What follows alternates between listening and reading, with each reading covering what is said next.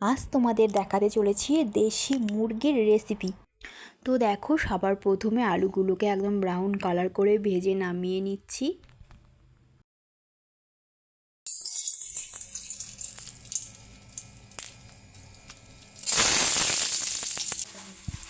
এবার ওই তেলের মধ্যেও দিয়ে দিলাম শুকনো লঙ্কা, তেজপাতা, জিরে আর একটু অল্প পরিমাণে চিনি।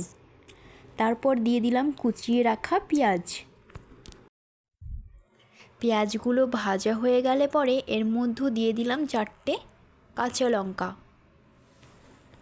এরপর দিয়ে দিলাম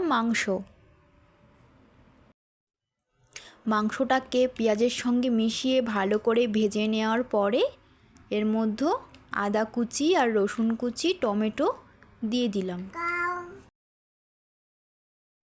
এরপর দিয়ে দিলাম ধনে গুঁড়ো, লঙ্কার গুঁড়ো, লবণ, হলুদ, গরম মশলা।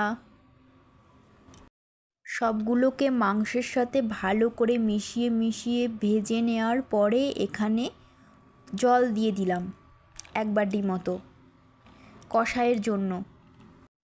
দেখো, কষাইটা হতে শুরু করেছে, একটু ঢেকে দেব। ঢেকে দেওয়ার পরে দেখো ভালোভাবে মাংসটা কষানো হয়ে গিয়েছে।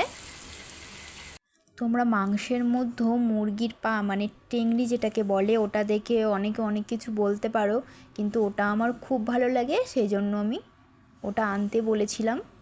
তো কষাই খাওয়ার জন্য আমি নামিয়ে নিয়েছি।